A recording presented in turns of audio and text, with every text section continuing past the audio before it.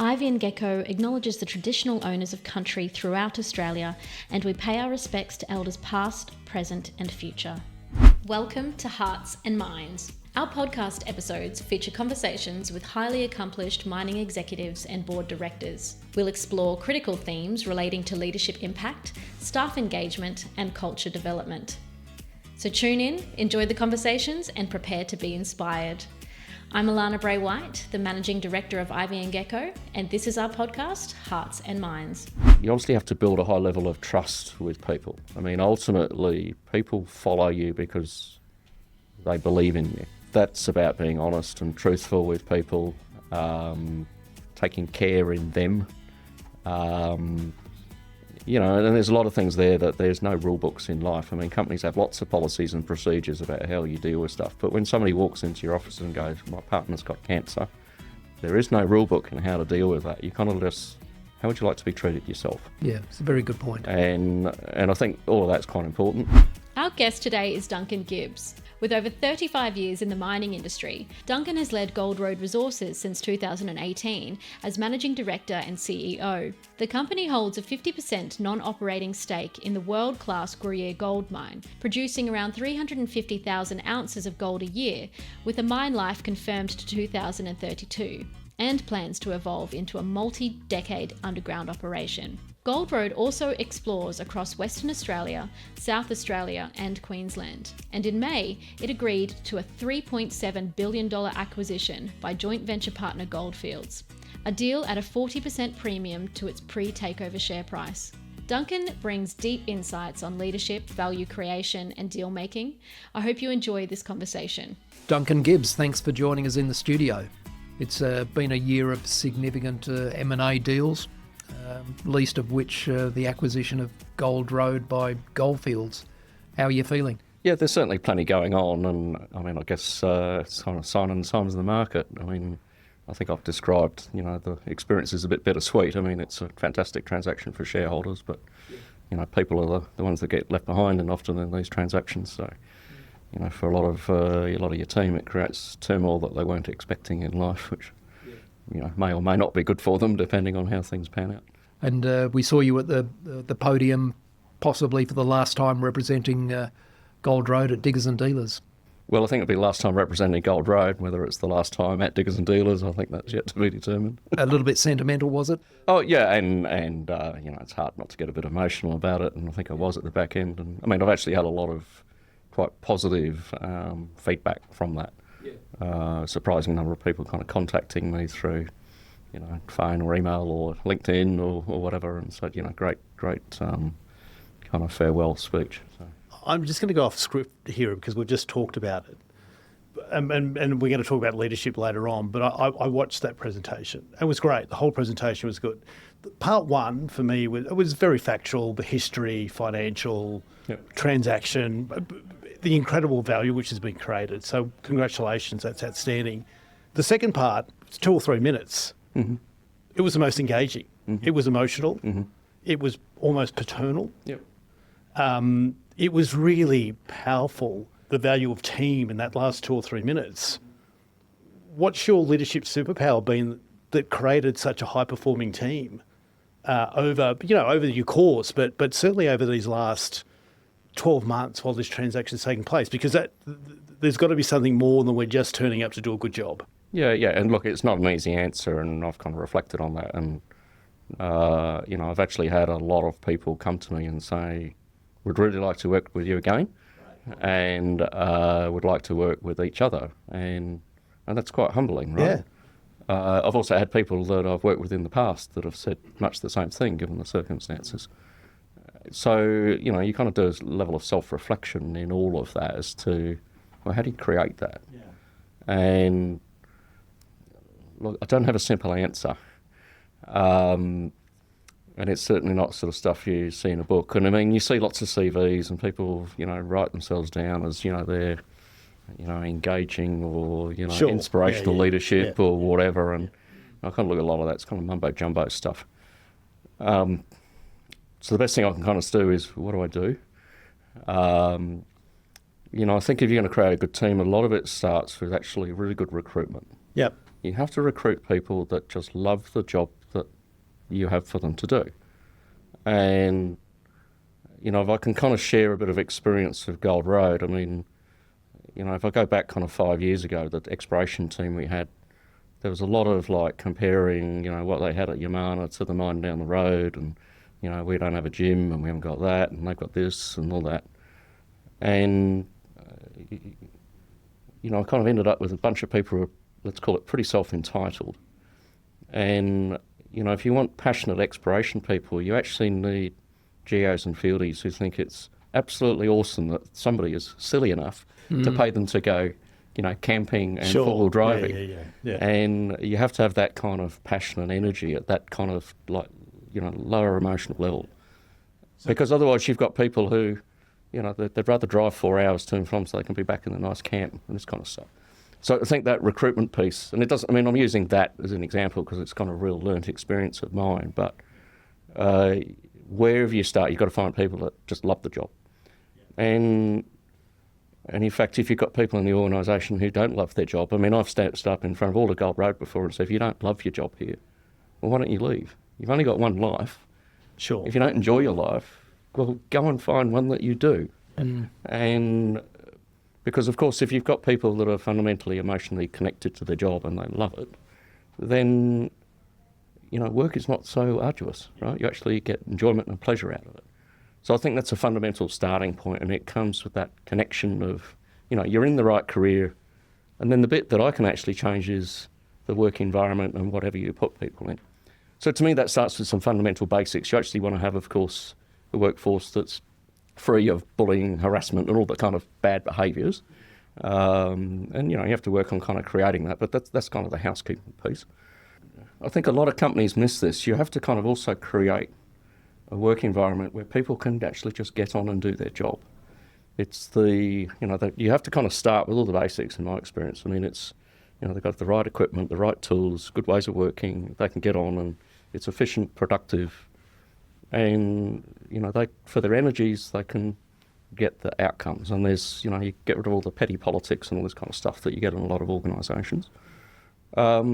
Of course, you've got to create, ultimately, what is a sense of purpose? Why are we here? Okay, yeah. And, you know, that's not just the level of a company and the whole strategy of the business, it's down at every team level, right? Each team in the organisation has got their own work that they've got to get done, and they've got to see that there's value in that, and of course, peers in the other part of the business have got to see that value is. So there's a key piece, I think, then also around organisational design to make sure that all the different pieces of the puzzle fit neatly together. And if you can kind of get a lot of that together, I mean, you know, it kind of sounds like housekeeping stuff. I think there's a lot just to be said to get all those basics in right. And, you know, yes, it might help if you've got an inspirational or charismatic person at the top of the company or somebody who's a fantastic orator or whatever, but, I mean, I don't actually think I'm any of those.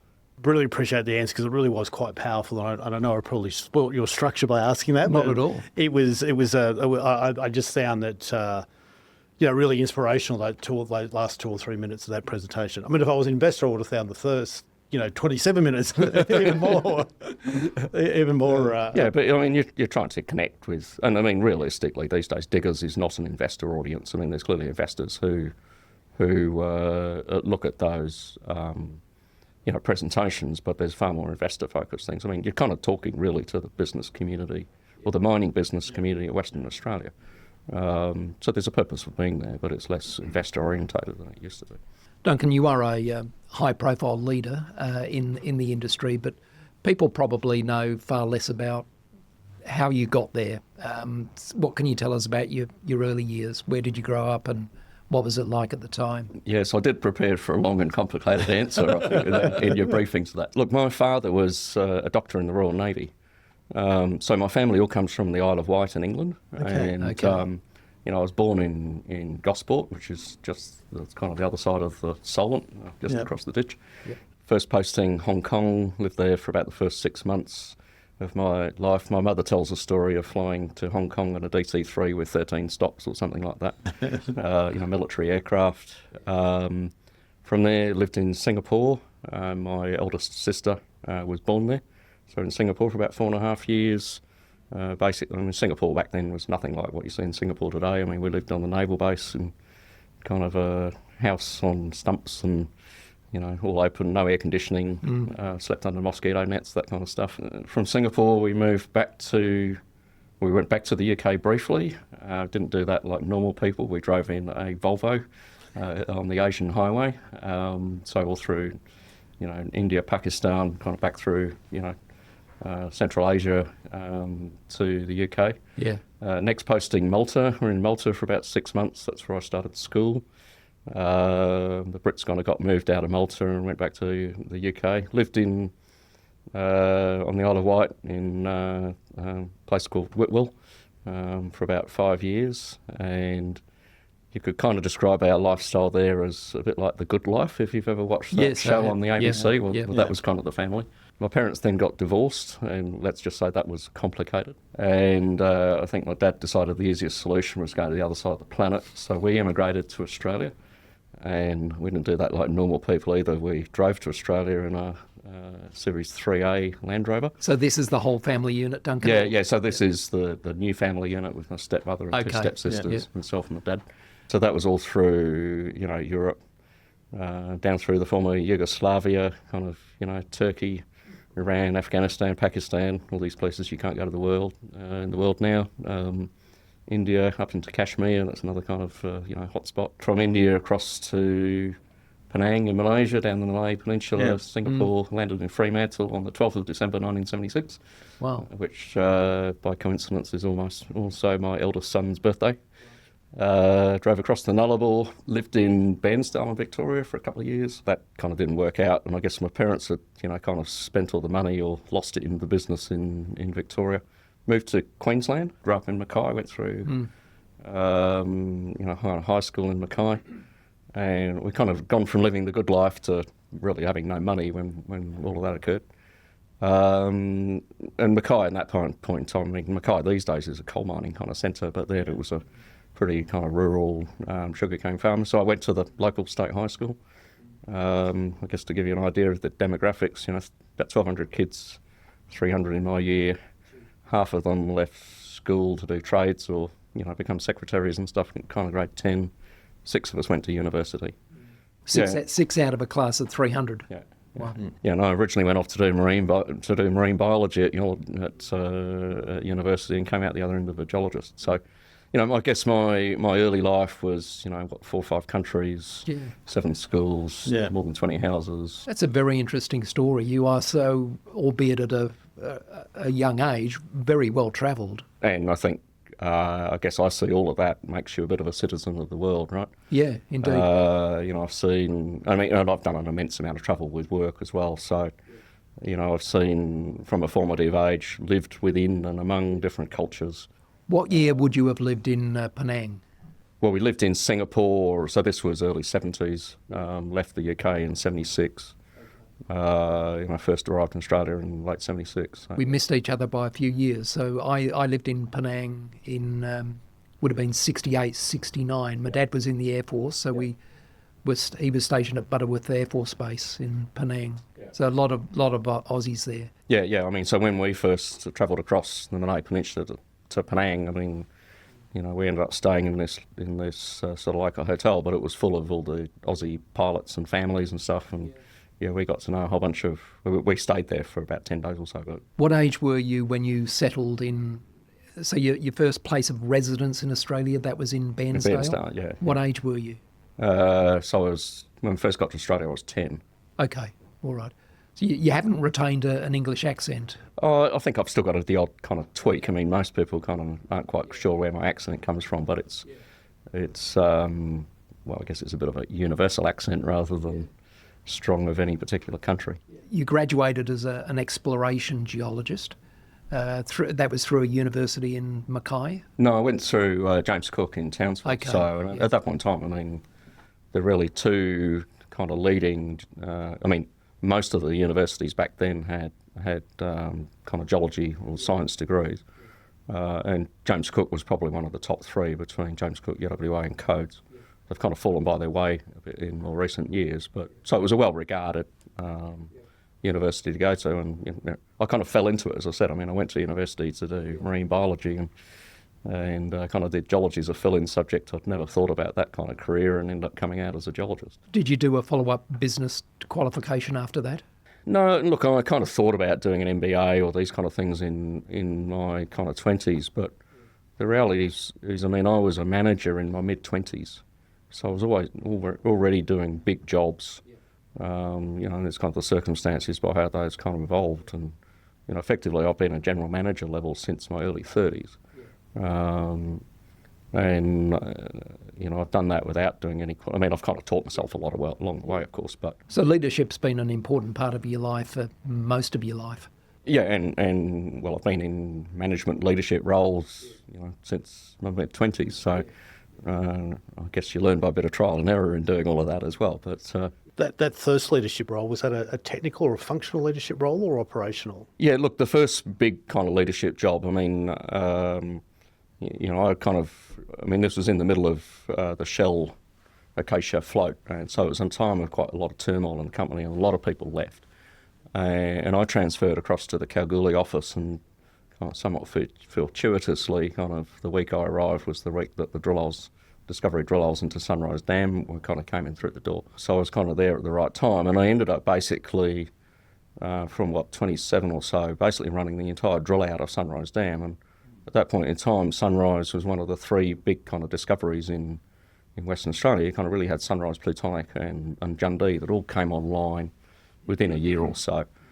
So I was managing the entire drill crew, to put the whole team together. It's kind of like 100 people between all the drillers and geos and all that, and really leading all the geology side of the pre-feas and feasibility studies. And I kind of took that through and was the sort of initial geology manager at Sunrise right through the startup phase of that mine getting up and going, and continue then into a couple of phases of mine expansion. So I was managing large teams of people through quite a complex, changing, evolving kind of work. I mean, it's kind of the work I enjoy doing, where every day is different. And I think the opportunity I got on Sunrise, I mean, most of the time you're going to give that to a job of somebody in their 40s, right? Sure. But it's certainly part of what set up kind of my career of doing that big job very young. What do you think it was that your leaders saw in you ahead of the 40-year-old or the more experienced person? What was that characteristic? Look, I think, in my early career, I had a couple of, really good people who, if you like, they were kind of my mentors and sponsors. And that include people like Keith Kenny and Barry Parker. Barry was the, first general manager up at, and even Robin George, who was kind of the head of technical in Acacia. So, I think that was an important part of people just giving me the opportunity. I'd come out of university and, I was kind of ducks in a year and things like that. I guess even early in my career, I've always kind of pushed the boundaries on doing things differently. And, I taught myself how to program and, wrote a relational database to kind of manage drilling data from Mount Todd, a few years before that. Ended up in technical IT. Part of that's just changing how people work. And I guess I'd had a bit of experience through working on Mount Todd earlier in my career in kind of big resource drill outs and managing that team. So, to some extent I'd had, some experience that kind of equipped me to go into that role. I think there is part of leadership. We throw our best people at our biggest problems. So, if we can do that, in many instances, we end up with good results because we trust and support our best people. Yeah, and I think that's right. And best isn't necessarily the most experienced, right? I think it's often you need people who, solve problems from first principles. Yeah. So you end up with the right solution to the problem, not the copybook kind of answer. Yeah, and then it's it's an important part about how you organise people and motivate them and all those kind of things. I think I'm naturally somebody who likes planning and order and thinking ahead, and that's kind of a necessary part of things. I think in terms of my leadership skills, you kind of get better as you do it. Yeah, Yeah, it is an evolution of a person, isn't it? It's, I'm of the view that pretty much everybody can learn how to develop leadership skills. It's a behaviour, not a position title or a position in the hierarchy.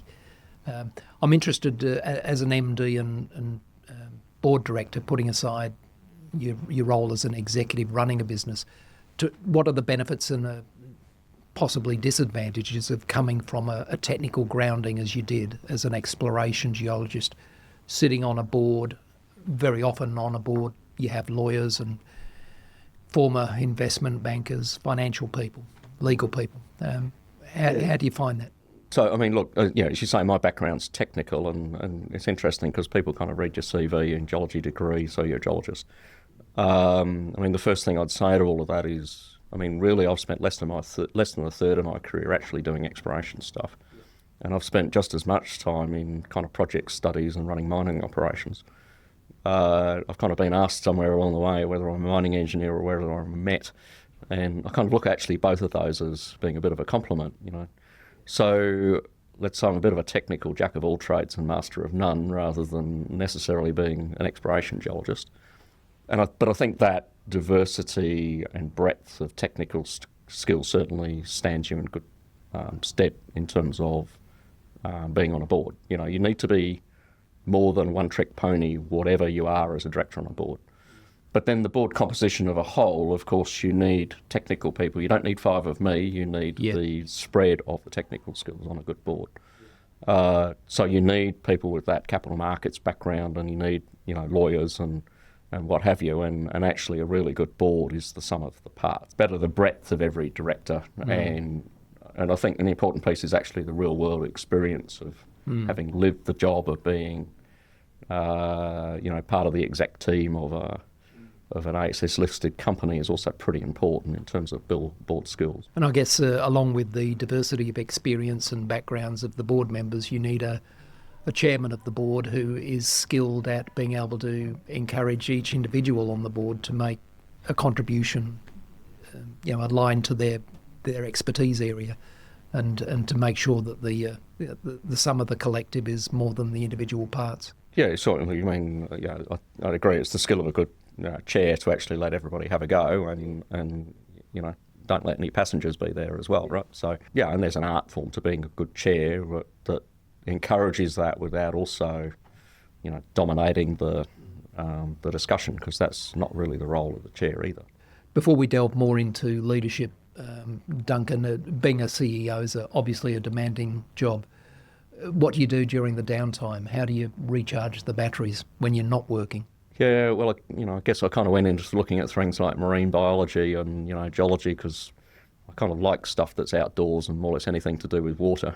So, I quite like going things like bushwalking, and, I've got a boat, I guess, for your interest. I'm building a Land Cruiser troop carrier with a pop-top conversion at the moment. So, if you want to watch Andrew Pierre White, YouTube videos, you'll know what I'm doing. But, it's kind of like, build your own four-wheel drive caravan. Yeah. Because I enjoy kind of that. I mean, and family's important to me. I've got 4 kids, and they're all young adults, but you like to be still part of their lives. So, do you have a shed at home, or do you're constructing this? No, it's kind of in the garage or on the street or whatever.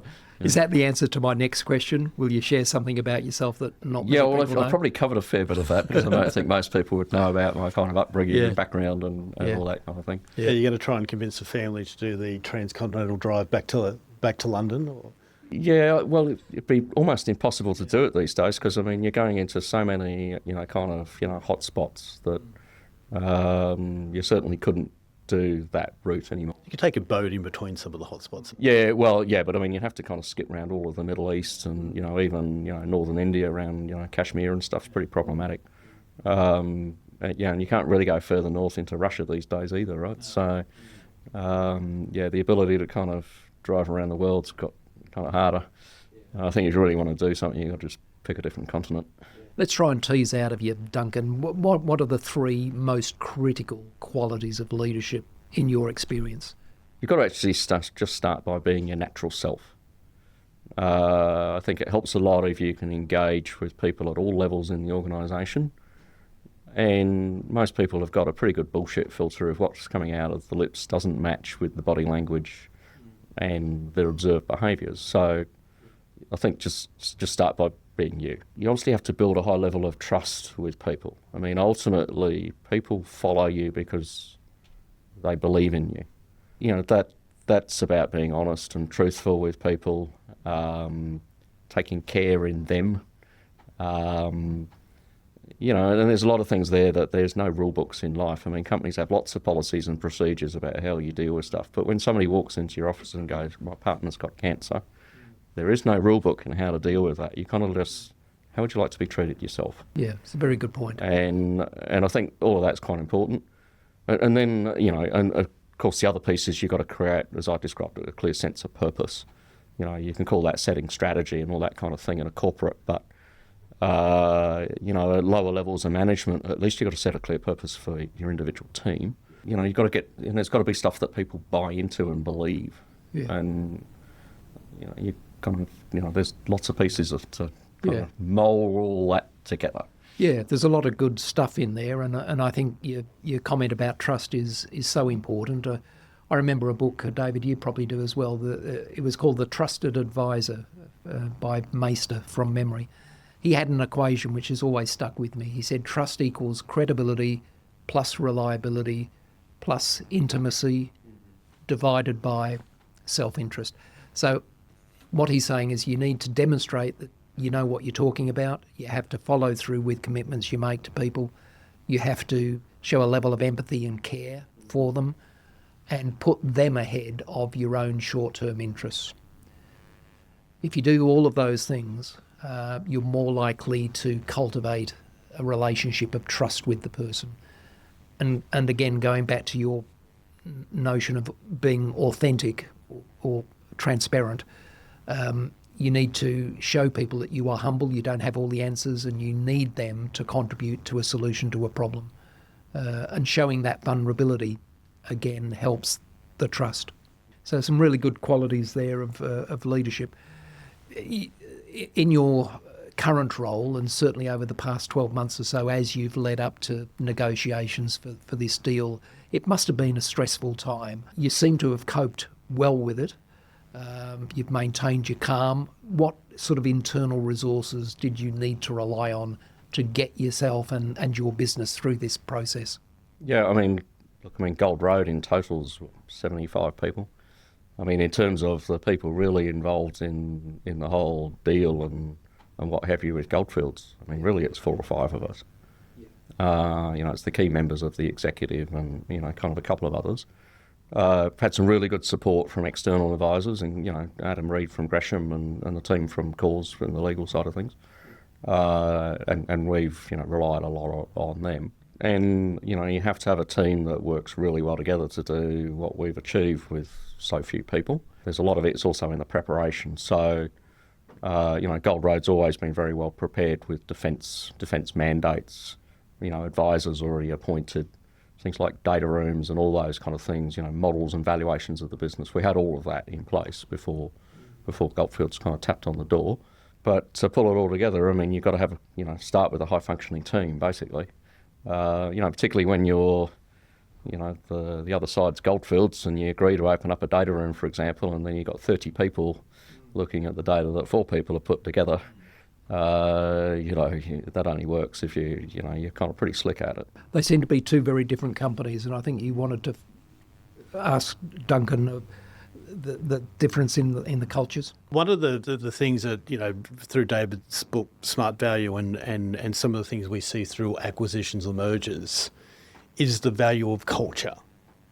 Do we put a financial number on it? How do we value it? I'm curious if there was any value of culture of Gold Road by Goldfields. It's always curious. You see those things happen and we've bought something we like and it's bright and shiny, but we don't understand the culture which made it. So was there any discussion of the people side, the culture side? No, and look, I mean, really, Goldfields are fundamentally buying, you know, Gold Road for, you know, the other half of Gruyere, the bolting on the tangible assets that you've got around Yamana. You know, the other exploration properties, and they're probably looking at the properties rather than the people as the tangible assets. And I think it's really driven from that point of view. But, you know, if you look at some of the core IP that, if you like, is in Gold Road, it's actually the exploration team. And I guess my view is that takes you 5 years to kind of build it. And it's the collective, the culture and how you work. And, exploration property is just another piece of ground in my simple view. I mean, it's actually the job of exploration geos to find a new property, test your idea, kill it, move on, find the next one, and until you find the mine. And that is actually the value of a successful exploration team. But do I honestly think that that's driven the valuation of what goldfields are putting on the table? No, not really. Culture or strategy, which one comes first? It probably depends very much on the nature and size of the business. Some people, Duncan, would argue that you've got to find the right people, put them on the right seats in the bus, and then figure out where you want to drive the bus. What do you think about that? Is that a reasonable way to look at it, or is that the reverse of what actually happens? Strategy comes first. Yeah, so it's the old chicken and egg problem. Look, I honestly think you have to try and build both in parallel, right? I mean, because creating culture, part of that is around creating clear, sense of purpose and strategy. So, you've got to be clear about the journey that you're on. If you've got the right team, of course, that's not just me getting up and saying this is what we're doing. It's built as a collective, but you're trying to take the whole team on that journey. And then you've got to have people that, engage and share that vision, purpose, enjoy that work, all the kind of things that we've talked about. And I don't think you can actually do one before the other. You kind of have to bring it all together at the same time.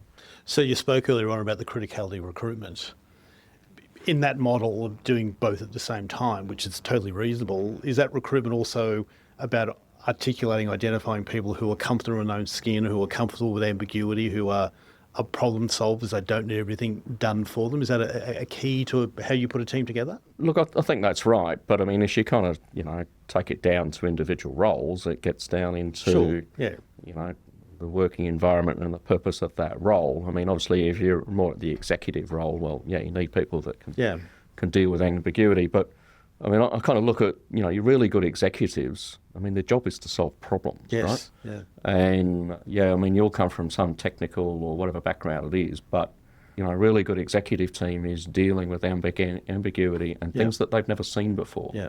So your innate skill set actually just becomes finding solutions. And if you can just start with using your own brutal intellect and logic, and if you can't solve the answer, well, you call on your network and friends and what have you to kind of unpack the problem. But so I think you kind of naturally need your leadership level to innately have that skill set of ambiguity and unknown. That's what they're there for, and I think that's true of any organisation. I mean, because otherwise you get a black swan event like COVID or whatever comes along, and you got to have people that can just deal with it. Yeah, it's no rule book on how to deal with it. That's right. I mean, most problems, you will never have 100% of the information or the data that you would like to have before you make a decision. So there must come a point in time when leaders say, okay, it's timely now for me to make a call on this. It's a judgment call based on the knowledge that I have. When people ask David and I to recruit an executive, Duncan, it's relatively easy for us to, in quick time, long list a number of candidates who meet the specification in terms of experience, technical and functional competencies. That's the easy bit. You don't need David or I really to do that for you. Hopefully where our judgment comes in and what the client engages us to do is to make an assessment, a judgment about the personal qualities of a person, including identifying if this individual can work out what to do when he or she really doesn't know what to do. So once again, it's going back to that intellectual agility and ego control to some extent to say, okay, I'm under pressure, a decision needs to be made. Let me make a judgment call to the best of my ability and follow it through with conviction. Sounds easy to do, but not many people are able to do that well consistently. And that's the challenge facing a good search consultant, is to identify someone that meets that criteria. Yeah, and I think that's exactly right. I mean, there's lots of people who will solve problems from first principles, and they'll sit down and use logic and lots of maths, particularly they're kind of engineering or what have you. But a lot of the time at the exec level, you have to make, as you've described it, judgments. Sometimes it's gut feel, intuition, it's kind of heuristic kind of thinking, not just innate problem solving. So it's a different thinking style, right? There's also the organisational beast as well. It's the speedboat, aircraft carrier analogy. People can make decisions really quickly. A company, takes a week and a half to turn the thing around. So they have the ability to be able to make decisions, but can they make that decision in the culture, the way we work around here? And if that there's a disconnect there, you'd have the best person in the world. But if they can't adapt to the way we make decisions in this organisation, we set people up to fail. I think that's sometimes the area where it makes a difference. It's actually understanding the environment. So you've got to have people that make those quick judgment calls and all, and the challenge with all of that is you've got to get it mostly right. Yes. You're never going to get it right every time or perfectly right. You've just got to get it mostly right. And kind of be prepared to live with the bits that you don't get quite right. But then, as you say, you've got to be able to take people on that journey and convince them that the decision making that superficially looks like some knee-jerk reaction is the right thing to do, right? Is there a part of your journey, around decision making that had a direct impact on people or culture where you maybe held on too long, that you were trying to get to a solution, an ideal solution that you wanted, but it just wasn't going to happen, and you held on to the dream more than the... Yeah, look, I mean, in recent times in my career, there's a few things, might have done slightly differently with the benefit of hindsight. Probably I've got better at making, decisions on less information and greater complexities. Comes with experience, right? And I think that's just the natural evolution of, as you grow as a manager and all those kind of things through your experience. And I think the other thing you alluded to there is that inevitably you will make mistakes, you will fail. But the important thing is not to be defined by those mistakes and failures. I think some people carry this level of guilt with them that they should have done a better job, and potentially they might have, but you've got to continue on. You just can't build that baggage level up to a point where it burns you out. So unless you do make mistakes, you won't improve, you won't find ultimate success. You need those mistakes, and you need to be able to learn from them and gain insight from them for next time. Yeah, it's kind of a balance, right? Because, you're kind of describing it as mistakes, and most of these things I don't think are actually total abject failures. They're opportunities. They're more the, if you'd had your time again, maybe you'd have done it slightly differently kind of space is probably the way I look at it. The challenge is if you wait until you've got the perfectly correct answer that's proven beyond reasonable doubt, you'll have never made a decision. And you can't actually operate a company by that work logic. Especially in an industry like mining, where you've got, the natural cycle of fluctuations of commodity prices and geopolitical tensions around the world that affect your business. Yeah, well, you've got all of those external factors, but, ore bodies are inherently variable and difficult to predict and estimate. And that's, tons and grade, all the basics, even, a very well-run process plant can have a mechanical breakdown that, you didn't reasonably see coming. So, you have to deal with natural uncertainty, environmental uncertainty. It's just there all the time. It's how you respond to all of that is the critical piece. You obviously want to control everything that you can control to eliminate the bits that, good management can stabilise, but at the same time, there's stuff you never know. Do you think markets and analysts understand as well as you just described the variability in all of those things? That, we have an organisation that has a road bump, share prices go crashing.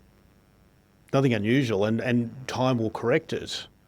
Do we, in pricing or valuation, do we factor in that sometimes things go up, things come down? Or? Yeah, look, I think if you look across the spectrum of investors and stuff, as you say, you often get if there's a bad news story or even a good news story. Sometimes you see it, Junior drills an amazing drill hole and the share price goes to some stupid price and then falls back, right?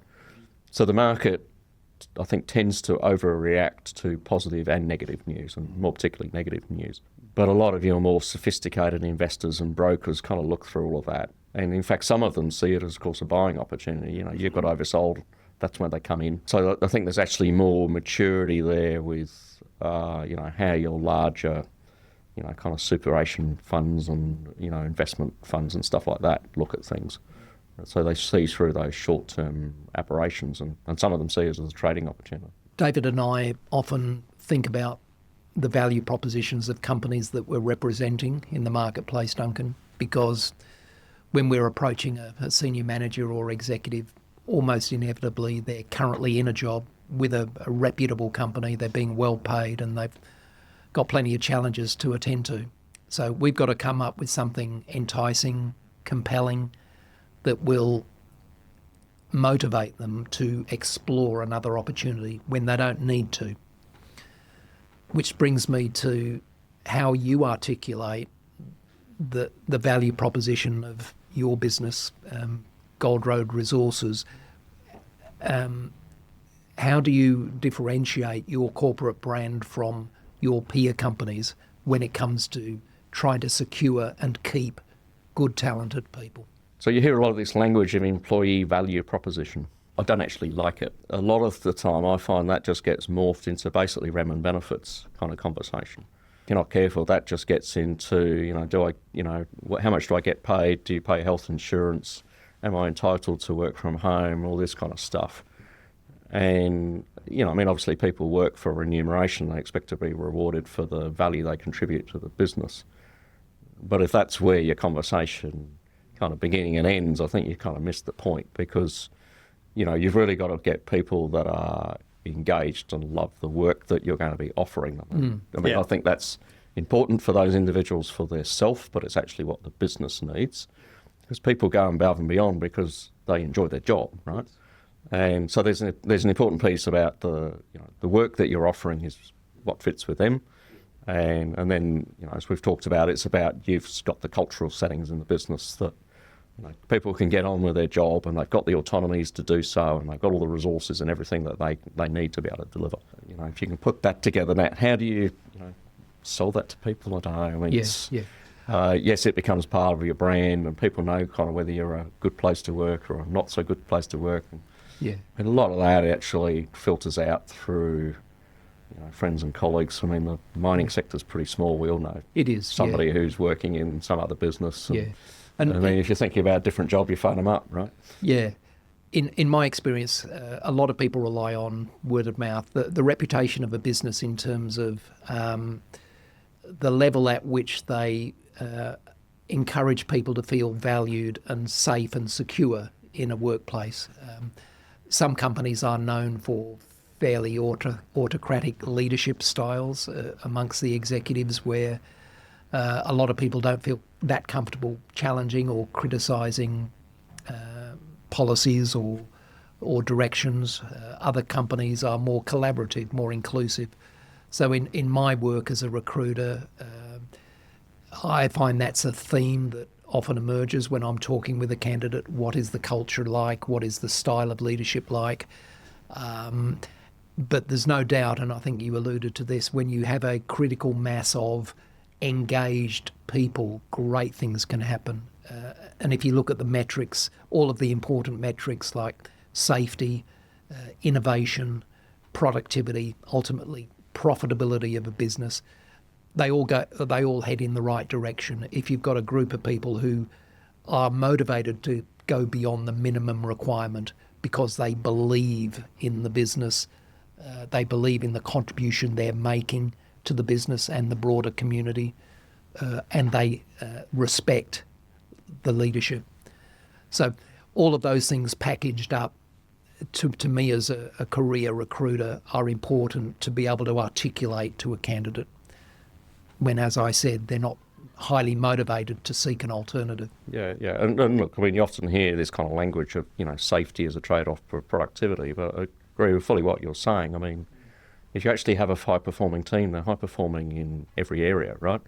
You know, you get safe production, you know, you drive down lower costs, you deliver on all the ESG kind of metrics. because a really well-managed business is good at the whole lot. Yeah, and I mean, sitting behind that, you have to kind of create, a high-performing kind of leadership team. One thing perhaps I'll share with you, and in how do you know if you've got that? And I guess I came to the realisation a while ago in life that you really know when you've got an employee, and this is kind of true at any level in the organisation, but probably more noticeable your execs and stuff, is when they're really in the zone of their job, you don't task them anymore. They see the problems and what needs to be done before you do as the boss. And the relationship moves to the point where they tell you what they keep you informed about what they're doing. They don't actually come as to, what do I need to do next, boss? Or if you've got a passenger in the organisation, of course, they just sit quietly in the corner and say absolutely nothing, and hopefully you don't notice. So what you're trying to create, of course, is this environment where everybody is fully in the zone of their job and they're self-driving, right? It's a bit of a panacea. You never really get there because, of course, you promote people up who are learning on the job and they need a bit of nurturing and coaching. And, of course, your challenge as a manager is the passenger that I talk about, and you've got to deal with that one because they're the ones that everybody else in the organisation is propping up and taking along. What to do there is not difficult, it's just not pleasant. Right? I totally agree. I mean, particularly emerging or younger leaders, my advice to them will be, internal promotions occur to those that are doing the next job, not the current job. So they're taking that aspect of, I'm mastering my job and I'm looking at what next. So what part of Duncan's role can I be doing so he can operate up a level? And by default, you're operating at that next level. I think that's very and look, critical. you see it within an executive team, and particularly if it's a small team, where if somebody's really flat out, because that's the burden of work at the moment, I mean, the other execs rally around them and give them a hand, right? So, the gap might be in legal or finance or whatever, but you've got innately people that just solve problems, right? And they're not restricted to their own, technical wheelhouse. We've spoken, you've spoken a lot about, strategy and around, people and you've spoken about the feedback you've had since Diggers and Dealers, and it's not lost on me that, the saying that people leave leaders, not organisations. And if that's true, the opposite must be true. People join organisations because of leaders. How comfortable are you as a person to be the employee value proposition, that the leader that people want to join? Well, as I've kind of said before, I mean, I find it quite humbling, right? But, I mean, look, there's already quite a lot of people in Gold Road who, I came out of Anglo Gold Ashanti before that, and, there's quite a lot of people who've followed me on that journey, or one's followed me and then they've brought their team behind me, right to the point where the Anglo Gold Ashanti people called us Gold Road Ashanti. But it's kind of natural, I think, in the industry that if people find a manager that they like working with, and you do tend to see these teams. I mean, if you kind of look at it, Genesis with Raleigh Finlayson, he's got a core cohort behind him that have followed him from the Saracen history, and, kind of Mark Clark could be another one. So, and both of, those leaders are very successful in business because partly they build a collective organisation of people around them that like the work environment and the work they do around them. And, I think when you get there, it's pretty special, right? Yeah. Because most organisations are actually not like that. Yeah. So in that which is a great culture, and it's a great group to have and achieving wonderful things. As that leader, how do you ensure continued diversity into that thinking and that group of people? But I think it kind of starts with, you're never after 5 mini-me's.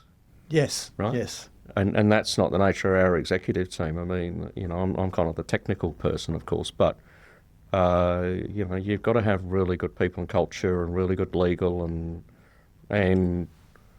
when you've got the right dynamic, every individual in that team is valued for their own areas that they contribute, and it's the sum of the parts that you can't do as an individual. So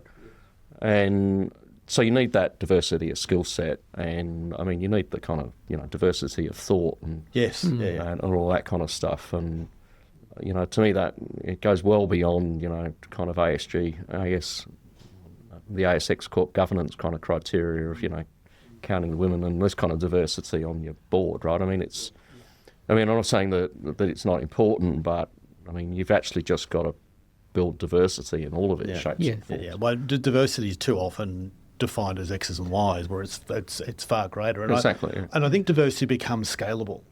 The more diverse an organisation, the greater it can scale, both in terms of the people it attracts, the markets it can go to.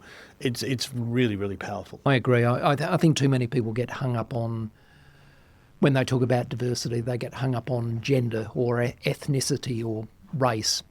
To me, it really doesn't matter. What it does matter is diversity of point of view, diversity of life experience, and how that's packaged in an individual is another thing. Yeah, I think it goes a bit beyond that too. I'm not a great advocate of counting how many brown people or how many women you've got. Success ultimately to me is, we don't even need to talk about that before because it's just normal. You've really got to actually get to the point where you've got an organisational culture where everybody can be an individual. And it really doesn't matter whether they're female or what their technical background are or, gender or, when all of that kind of becomes non-important, I actually think is what you've got to try and get to. Yeah, I agree. And every individual is just, can contribute as they are. And now we take a short break to acknowledge our sponsors. This episode is brought to you by Halo Civil Engineering. Halo is a multidiscipline civil contractor that specialises in the delivery of complex civil projects across defence, infrastructure, energy and resources. A West Australian company committed to delivering dynamic solutions with a focus on zero harm, while having a positive impact on their industry, clients and the people they serve. For more information, search for Halo Civil Engineering on socials or visit halocivil.com. Is your business ready to amplify its voice? At Podwave Studios, we offer professional video podcast production services that help you connect with clients, build your brand and grow your audience. From corporate messaging to thought leadership, we've got you covered. Book your session at podwavestudios.au today. As the only executive search and leadership consulting firm to be admitted membership of the Minerals Council of Australia, Ivy & Gecko is uniquely resourced to advocate for the interests of our exploration, project development and mining clients. It's interesting, Duncan, when we did a fairly major piece of research almost a couple of years ago now, we looked at a lot of mid-tier ASX mining companies and we interviewed and surveyed a lot of people and got their opinion as to which of them represented the best value as a potential employer. At that time that we did the research, the top three companies across a range of criteria, the top three were Evolution Mining, IGO, and this is pre its downfall, decline, and third was Regis Resources. So we looked deeply at those three companies and we interviewed people at the board level, the executive level and the HR level to try and work out what they were doing that made them so appealing in the eyes of the market, the candidate base. And we borrowed an analogy from Jim Collins, who has written a number of books. In the book Good to Great, he talks about leaders who are time tellers and leaders who are clock builders. It's an interesting analogy. The time tellers are people that are able to effectively articulate a vision and inspire people to collaborate to achieve a common goal. That's normally what we associate leadership to be. People who are clock builders go beyond that. Instead of telling the time, they build a clock in the form of building or encouraging other people to enhance their leadership skills and become leaders themselves. So they view their company, they view themselves as custodians of their company during a brief period of time. And when they retire or they're axed or whatever, there is someone ready to take over and continue the legacy. That's the distinction between a time teller and a clock builder. And as we looked at these three companies, Evolution, IGO and Regis, it became apparent to us that the leaders at the time, at least, were clock builders. they invested a lot of their time and energy in developing other people so that when they departed, the business continued beyond the life cycle of the market, beyond any geopolitical tensions. It was a survivor. I thought that was an interesting observation. And look, I think the essence of it's fundamentally right. I mean, I've always seen, a lot of what you're doing as, kind of general manager and CEO job is around building, as I describe it, organisational capability. Yeah.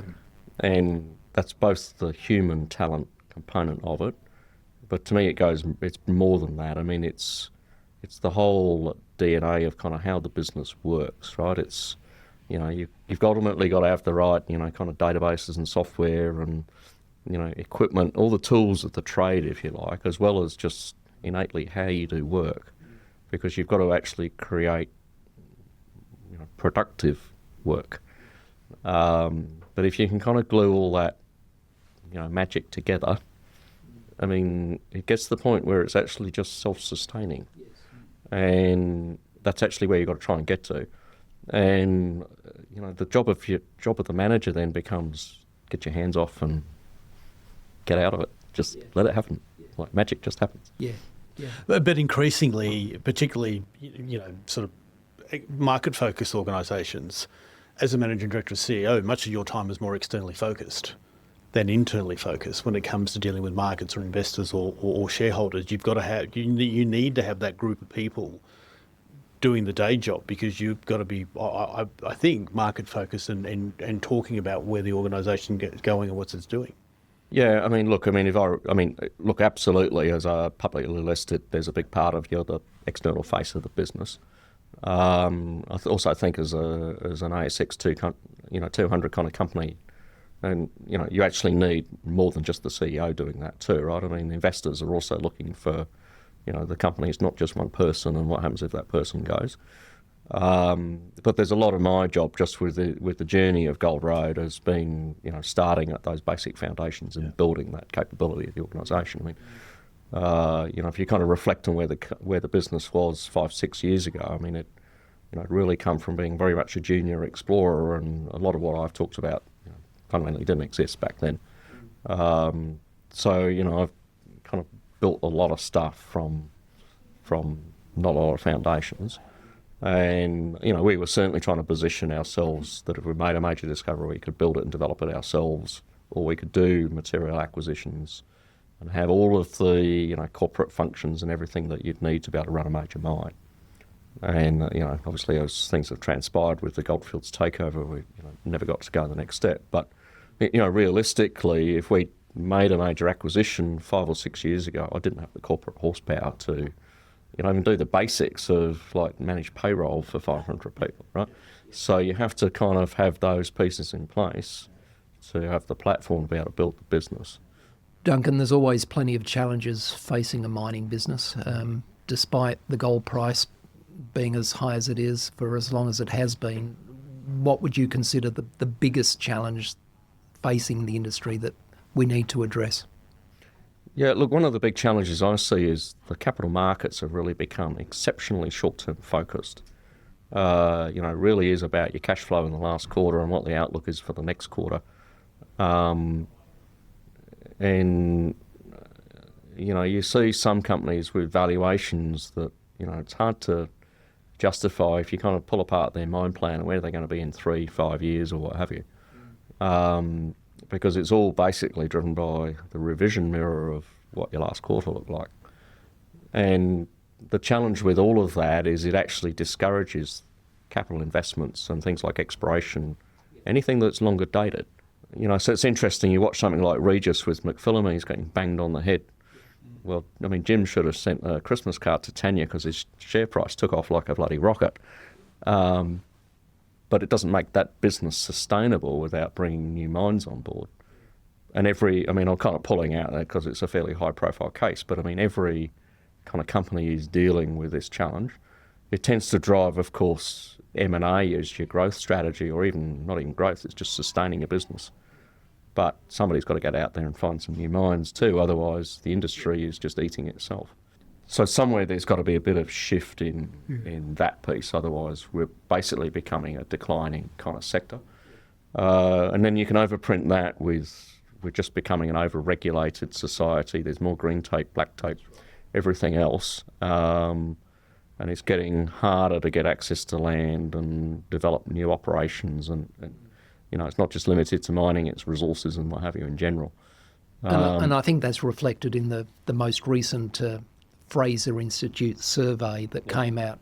No doubt you've read it.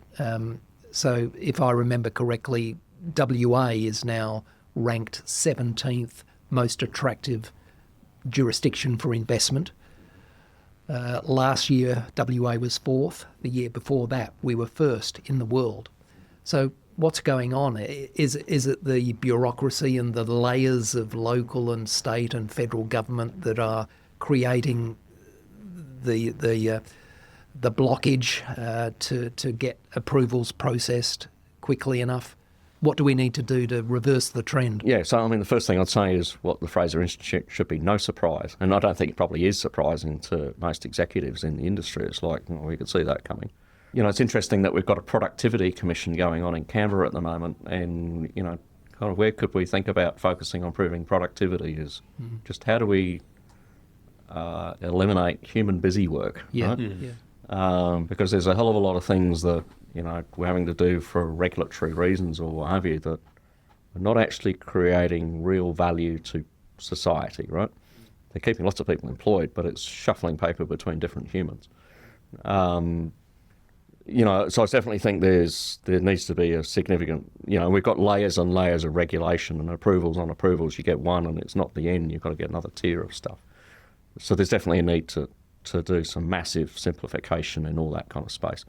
Of course, there's a sector of our community that wants to keep the complexity because they're kind of anti-development green or whatever, and you can bog things down in kind of environmental lawfare for everything, and you get the outcome of never developing anything. But I think most Australians recognise that mining and even agriculture realistically has a far bigger impact on our environment than mining does, and we need all of these parts of our economy to actually give us the quality of life that we all enjoy. And if we let it wither on the vine, I mean, I've got no idea what my grandkids are going to be doing.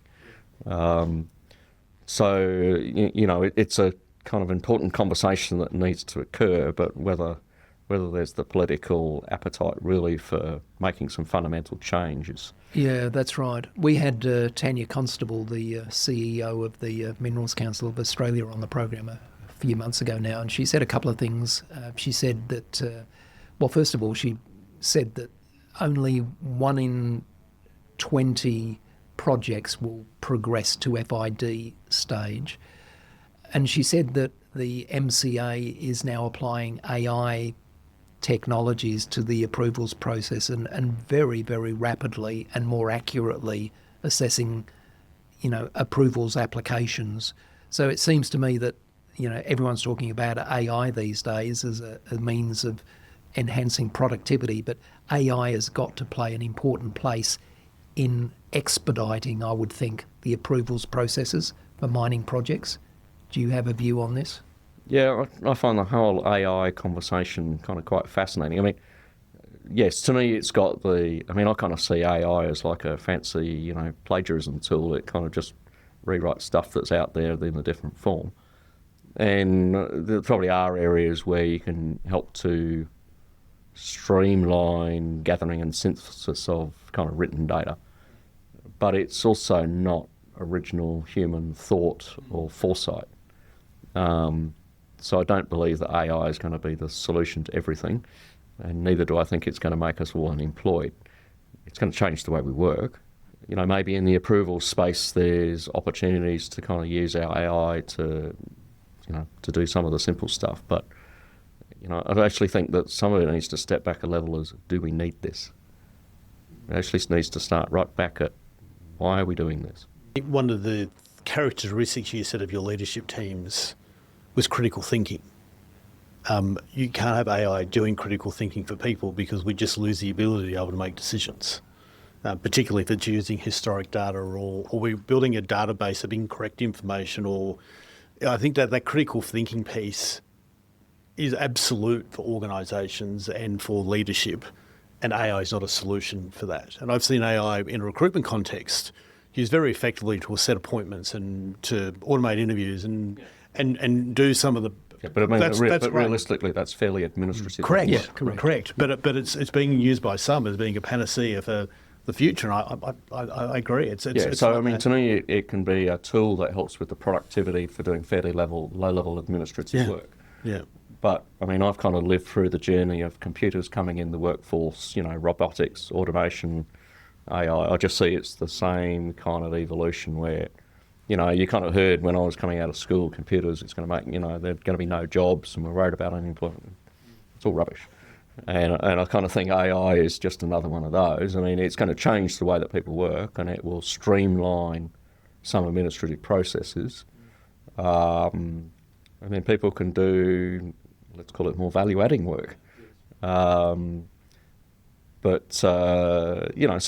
it'll create an evolution just like, the Industrial Revolution and all these other things did, right? Well, I'm old enough to remember that 1986 was the first PC that landed on somebody's desk, but also when the mainframe crashed, it meant you couldn't do any work for a week, so that was wonderful. Yeah, well, and kind of know in a modern business, the computer network goes down, everybody goes home. Yeah.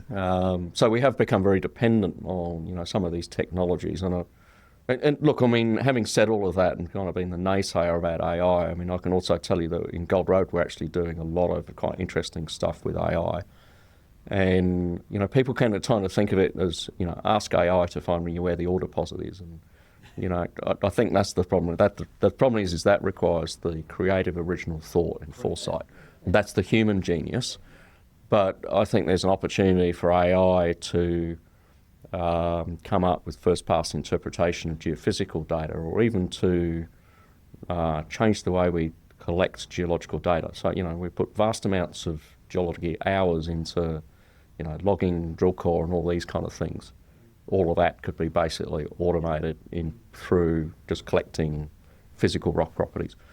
The other big space in mining is around predictive maintenance and all this kind of stuff, and synthesizing vast quantities of data to see the reoccurring patterns. A lot of the mathematics behind it is principal component analysis, right? And very good at that kind of pattern recognition, predictive kind of stuff. But it's not original creative thought. Correct. Correct. Another big and ongoing challenge the industry has is the tertiary institutions are just not pumping out enough mining engineers and geos and metallurgists to satisfy the industry's requirements. I mean, we've had this problem for a long time. I put it to other guests, does the industry have an image problem? Is it not articulating the opportunities and benefits of becoming a mining professional? Yeah, I think we've lost the plot at multiple levels. I mean, one of the fundamental things I see is universities are now businesses. And their business model is about selling courses, and that includes the international students as well as Aussie students. So what you end up with is a drive to deliver as many courses with as high a margin on each course.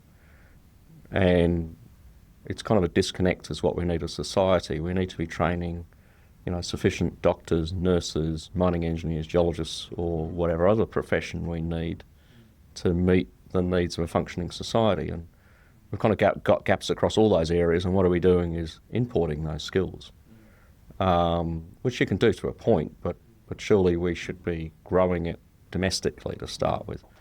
So to me, the fundamental funding and business models of universities is disconnected to delivering what we need as a successful economy.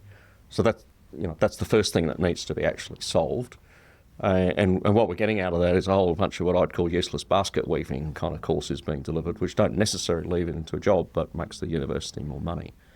And of course, there's a big, international student kind of, and I get that. I mean, that's creating, wealth for the economy as well, but it's kind of peripheral to the main game, is really my view. The other side of it is about people wanting to go into those careers, and I think we have to actually it's not so much tackling that at kind of the university level, it's going right back to kids in their formative years about value and purpose and the opportunities. And I think there's a lot of, let's call it the environmental kind of influence.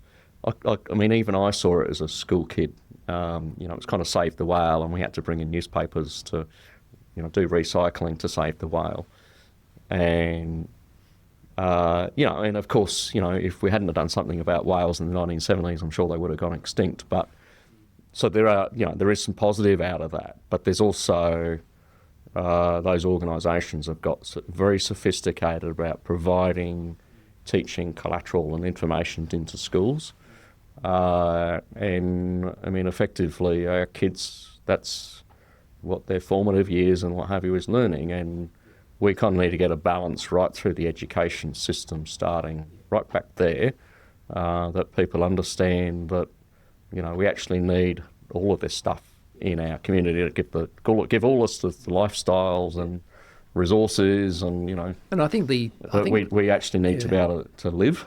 Yeah. And those jobs need to be valued. Yeah. And yes, I mean, mining or agricultural has, impacts on the environment, but we have to, kind of find the right balance, and we've got to obviously do mining projects the right way, but we've got to move it from this is a bad thing into it's actually part of what we need.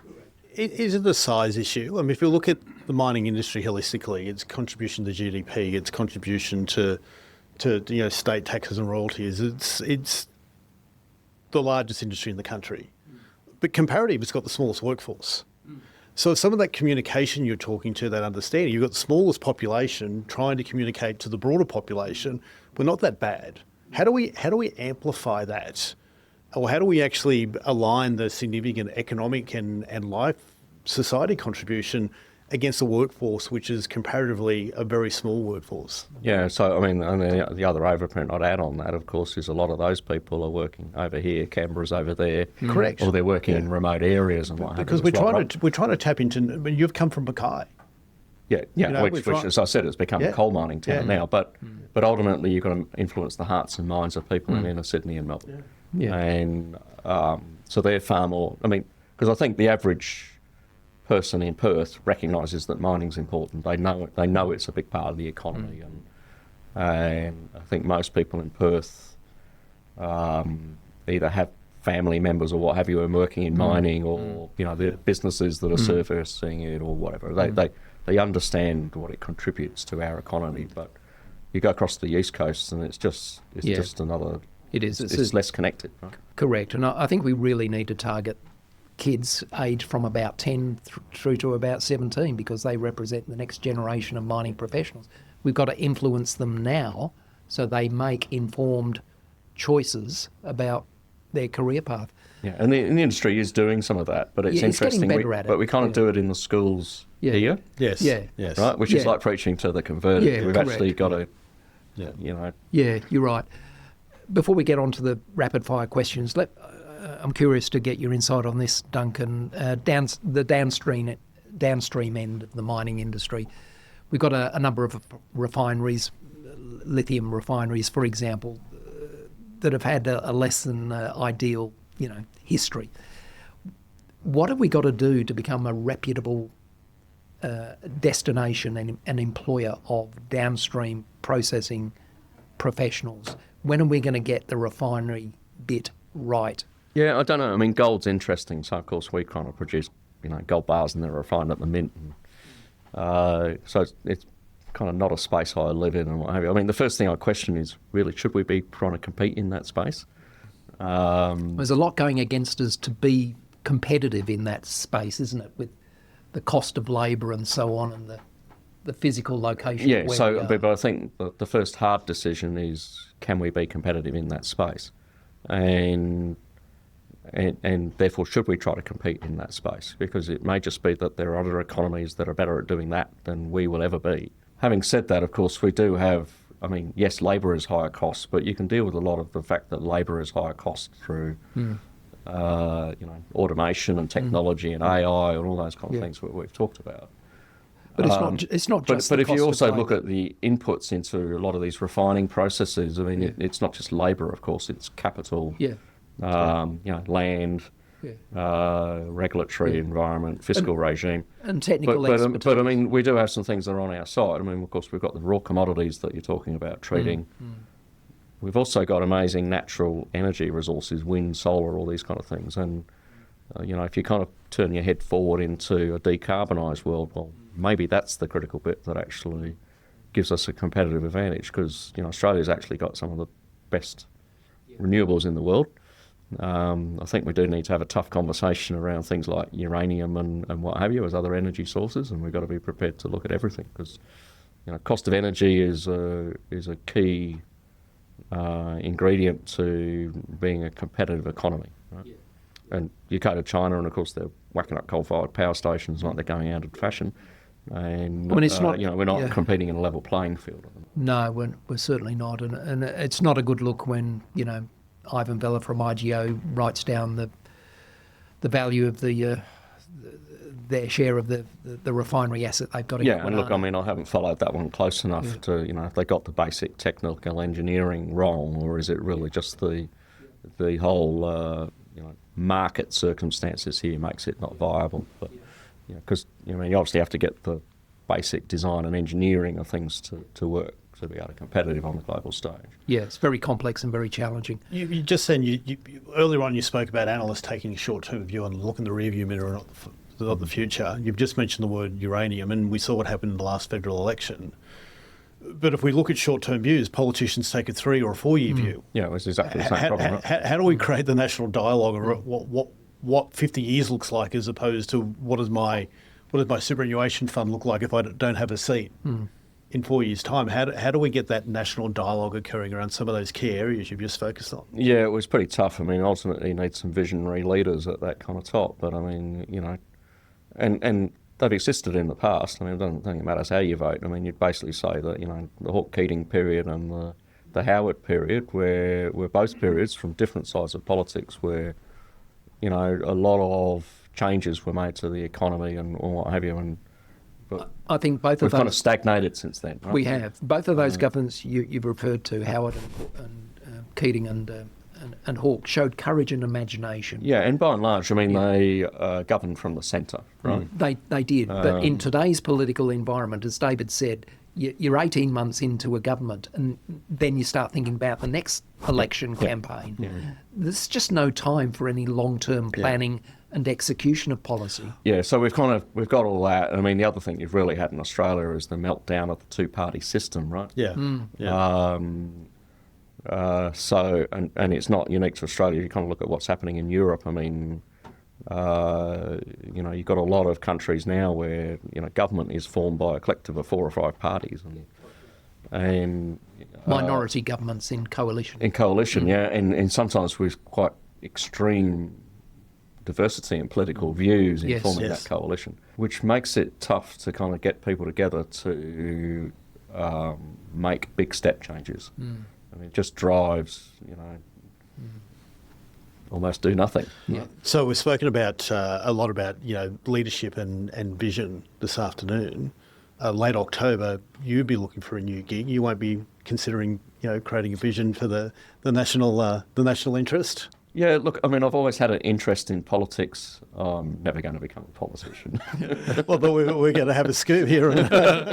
That's what Tanya Constable said, and I'm just waiting for her to pop up. Yeah. It's been an interesting conversation, and we're running over time. So, rapid-fire questions. When you think about people, Duncan, who've shown great leadership in any discipline, business, sport, the arts, who do you think of? Why do you admire them? One of the things that's always fascinated me is war. And, if you turn your mind back to kind of World War I and people in the trenches, as a leader, how do you get a human to get out of the trench and run into a hail of bullets? And, how do you do that as a human? But how do you also motivate people to do that? And, fortunately in business, we don't have to do either, right? But it's always intrigued me as to how do you create that? And I'm very glad I don't have to do that, right? So I don't have the answer, but it's kind of a leadership piece that's always intrigued me. I thought you were about to come up with a general... No, and I don't have the answer, right? So have you read the book, The Art of War? No, I haven't, yeah. Have you, David? Yes, yeah. It's by some 5th century... Japanese. I think it's Japanese, yeah. I can't remember the name of the author. Very brief book. I recommend it to you, Duncan. A lot of business people use it It's very analogous to the business context, the art of war. Yeah. So I guess staying on my war theme, I mean, Winston Churchill is an amazing orator. Yeah, And probably the right leader for the time. I mean, whether he was the right leader after that, of course, was another thing. He lost the next election, didn't he? Well, exactly. And, so I think there are certainly leaders and leadership styles that are right for the time. And that was his right time. On the topic of books again, is there a non-fiction book, Duncan, that you found very valuable to help develop your leadership skill? Look, a book I quite like, I came out of the Marx Kutafani School of Requisite Organisation, right? And it's not so much a leadership book, it's more around management and how you design organisations. And the reality is a lot of companies, the organisational design, as I just see it, it's just like it's evolved. Nobody's actually thought and sat back and go, why is it structured this way and how should it be structured? And then sitting underneath that, so it's all very well you draw boxes on a chart and who reports to who, but ultimately you've got to get to a point where everybody's clear about what their role is, what their role purpose is. They've got the accountabilities and the authorities and what have you to get on with their job. And if you can kind of get all those pieces right, it actually lets the flow of work happen. And, all that kind of stuff was, done decades ago now. But I think, and if you get people who are requisite organisation, they'll come in and they'll teach you like it's a religion. So I'm not a disciple of requisite, but there's a lot of good fundamental principles to thinking about, the organisational design and levels of work and how people think and how you actually want to structure a business for it to be effective and successful. And if you can get a lot of that right, well, the leadership piece becomes a lot easier because the pieces just naturally dovetail together and work, and you're not having to get people to do stuff by motivating them and inspiring them and, all that kind of leadership kind of language. It's just happening anyway. Is there a daily habit or a routine that you'd like to share with other people? A routine or a habit that you found really valuable? Yeah, so look, my daily routine starts by walking the dog. And this is better than having any kind of fitness instructor because it normally starts with the dog sticks its head on the side of my bed at about 6 o'clock in the morning. And if I don't get out of bed, I get woofed at. And if I haven't taken him for a walk for 2 or 3 days, I get a big pit dug in the backyard. So there's a fair motivational influence to walking the dog. And, I'm pretty good about it. I kind of do it, in summer and winter, and it's early in the morning. It gives you a psychological lift? Yeah, and, in summer, it's kind of when the sun's coming up and, it's a magic time of day to be just out there. And this time of year it can be pretty bracing with wind and rain and all the rest of it. You're alive, right? Yeah. But I've always found, and I'm a person who starts work early, I've always found it's time when you've got clear head. Yeah. And often... So it's good for my fitness regime and all that kind of stuff, right? But it's often the time when the best ideas in how to solve things come to me. Yeah. It's rarely that you solve big problems when you're sitting at your desk, when you're surrounded by busy stuff.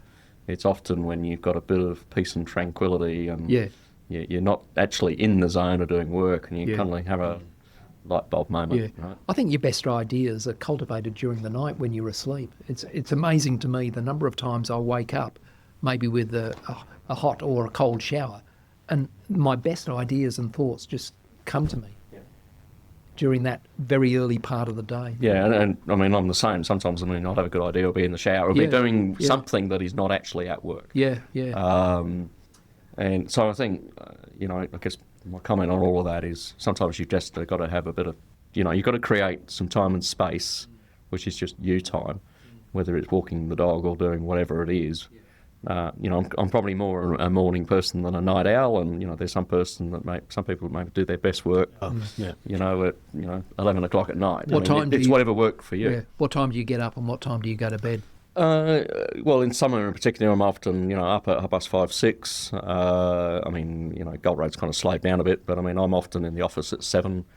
I'm often in the office, an hour before everybody else, and it's the time in the day where it's a very long day, where I clear the decks before the normal day of meetings and churn and the busy work of CEOs kind of occur. Yeah.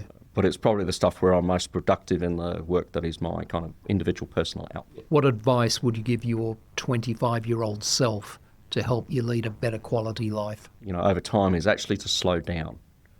And I mean, I'm still fairly, high-paced kind of person, but I don't have the same energy and everything that I did as a 25-year-old at. What age are you now, Duncan? I'm 58. And I think I'm a better person at work for being able to take people along a journey at their pace, not mine. And I mean, and that's better for me, it's better for them. End of October, life will slow down a wee bit. Yeah. Do you have a selfish dream, professionally, personally, that you'd like to indulge in from the 1st of November? Yeah, look, I mean, I guess both myself and the executive team at Gold Road, we're starting to think about what next. I mean, we've been obviously pretty busy. I mean, I think everybody would like a bit of a break. But, I mean, the conversation we've all had together is also, I mean, there may be opportunities where we go and do different things, but if there's an opportunity for us to kind of work together, there's a high level of interest in doing that. You know, finding the right magic thing that needs a ready-made management team is the harder piece to pull off. And, I mean, I guess my philosophical view on that is, if you see that magic job, well, you just have to run with it when it is. And, that could be as early as, the 1st of November, or it might take a year. And, none of us need to kind of rush in just to do a busy job and earn money to kind of, I mean, I'm well past the point of having to earn money to pay the mortgage and feed the family. But I fundamentally enjoy what I do, right? So, and, so my interests in what to do next, there's just too much about, it's stuff that's rewarding at multiple levels. And, a lot of my career has been around, kind of finding mines and building mines, and, you create a huge level of satisfaction out of doing that. And it's not just about the mine and the financial benefits, it's what you see and contribute. You change people's lives, right? Yeah, indeed. And outside of work, what would you like to indulge in? Oh, yeah, I mean, look, we kind of covered a bit of that earlier. I kind of like the outdoor environment. I'm actually not that complicated. I like kind of doing things outdoors and, kind of anything to do with water. I enjoy travelling. I've done a huge amount of travelling, as you understand, in my formative years, and also work. Work-wise, I've kind of been to pretty much everywhere other than Antarctica and the former Soviet bloc, right? A lot of that without my wife. My wife has often referred to my job as your working holiday.